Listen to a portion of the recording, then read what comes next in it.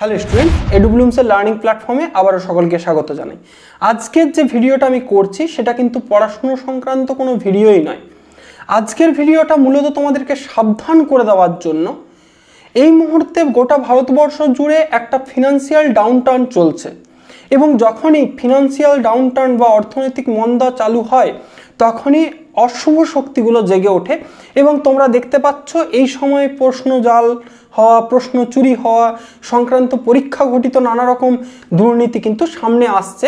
ঠিক একইভাবে financial fraud যে বিষয়টা সেটাও কিন্তু মারাত্মকভাবে উঠে এসছে এবং পশ্চিমবঙ্গও কিন্তু তার বাইরে নয়। হচ্ছে গোটা ভারতবর্ষ জুড়েই, কিন্তু পশ্চিমবঙ্গ আজকে তার বাইরে নয়। এবং একটা জিনিস যতক্ষণ না নিজেদের বাড়িতে এসে ঢুকছে ততক্ষণ পর্যন্ত আমাদের মনে হয় এটা বোধহয় আমার নয়।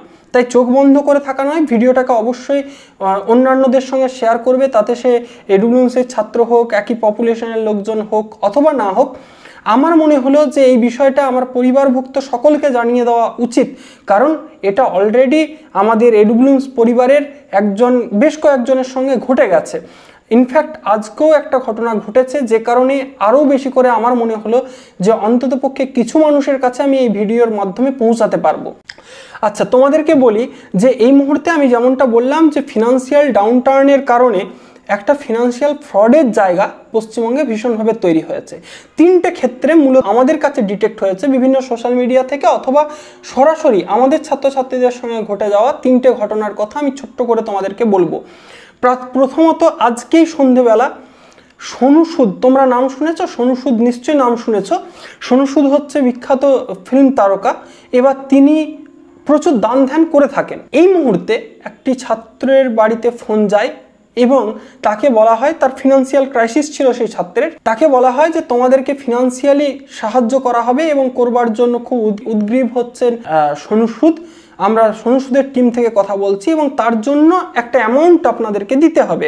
এবং নানা রকম কথাবার্তার পর তারা কিন্তু 7,000 টাকা সেই অ্যাকাউন্টে, 7,000 রুপিস তারা কিন্তু সেই অ্যাকাউন্টে জমা করে দেয়। তারপরেই এটা আমি বারবারই বলেছি যে এই ধরনের গন্ডগোলের মধ্যে, এই ধরনের কথাবার্তার মধ্যে নিজেকে জড়িও না, কখনোই জড়িও না। আমি আবারও বলবো, যে কারণে আজকে চন্দনের বাড়িতে যেটা হয়েছে অন্য কারোর বাড়িতে হোক সেটা আমি মোটেই চাই না। আরও একটা বিষয় যেটা পশ্চিমবঙ্গে এই মুহূর্তে ডিটেক্ট হয়েছে সেটা হচ্ছে পশ্চিমবঙ্গের পপুলেশনটাকে খেয়াল করো, 23-30 পপুলেশন। তাদের মূলত কাজ দরকার, তাদের মূলত চাকরি দরকার। এই মুহূর্তে পশ্চিমবঙ্গে চাকরি নেই।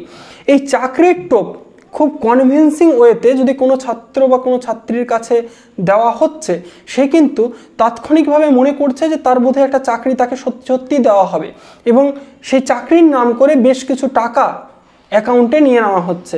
সেই অ্যামাউন্টটা যাই হোক না কেন, আমার মনে হয় এই বিষয়ে তোমাদের সাবধান থাকা উচিত। আরও একটা বিষয় আমাদের ডিটেকশনে এসছে, সেটা হচ্ছে যে তোমরা অনেককে কিন্তু বাইরে থেকে পড়াশুনো করো, মা বাবা অনেক ক্ষেত্রেই তোমাদের খোঁজ হয়তো দিনে একবার বা দুবার নেন।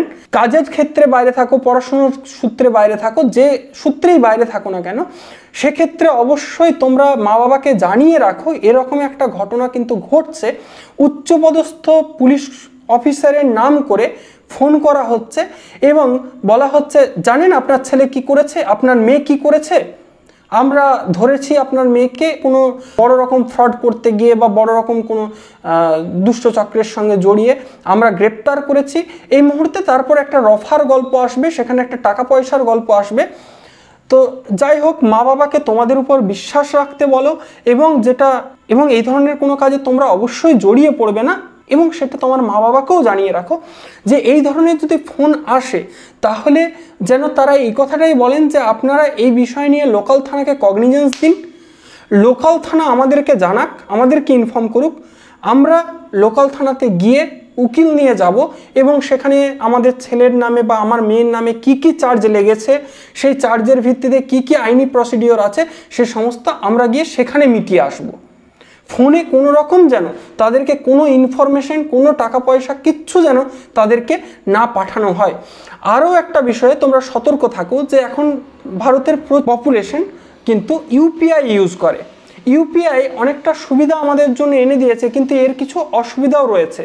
মূলত একটা বিষয় তোমরা ইউপিআই সম্পর্কে জেনে রাখো যে ইউপিআইয়ে কিন্তু টাকা রিসিভ করবার জন্য কোনো পিন দিতে হয় না। টাকা পাঠানোর জন্য পিন দিতে হয়, টাকা রিসিভ করবার জন্য কিন্তু কোনো পিন দিতে হয় না। তোমাদের কাছে যদি এই ধরনের ফোন আসে যে আপনাকে টাকা দেওয়া হবে, আপনি আপনার ইউপিআই পিন দিন বা ইউপিআই নাম্বার এবং পিন দিন, এই ধরনের কাজ কিন্তু একটুও করবে না। ওটিপি আসলে ওটিপি দেবে না, আনঅথরাইজড জায়গা থেকে, তোমার অচেনা জায়গা থেকে ওটিপি যদি আসে সেই ওটিপি দেবে না। এই ধরনের ফ্রডগুলো থেকে বেঁচে চলো। আমরা সকলে স্মার্ট জেনারেশন থেকে বিলং করি। আমরা যদি এইগুলোতে পা মারাই, আমরা যদি এই ধরনের পচা শামুকে পা মারাই, তাহলে সেক্ষেত্রে আমাদের মা বাবারা আরও একটু কম জানেন এই বিষয়ে, তারা কি করে এই বিষয়গুলোর থেকে বাঁচবেন, তাই না? আমাদের উচিত যে আমরা নিজেরা স্বশিক্ষিত হয়ে অন্যদেরকে, যারা জানেন না, মা বাবা তারা এই বিষয়গুলো ভালো বোঝেন না, তাদেরকে আমরা বোঝাই।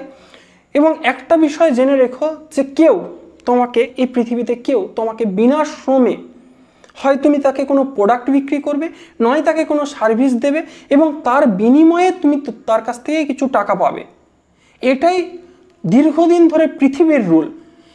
এই মুহূর্তে অর্থ হাতে নেই বা টাকা পয়সা আমার কাছে কম, এই জন্য লোভে পা দিয়েই হোক, প্রয়োজন বোধেই হোক, যে কারণেই হোক, অল্প পরিশ্রমে, না পরিশ্রমে টাকা পাবার আশা, এটা করাই বৃথা।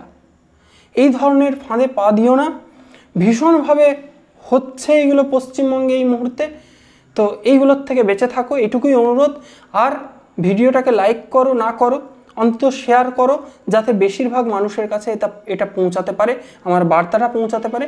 তোমরা সকলেই ভালো থাকো, সুস্থ থাকো এবং এই ধরনের ফ্রড থেকে বেঁচে চলো। ধন্যবাদ সকলকে।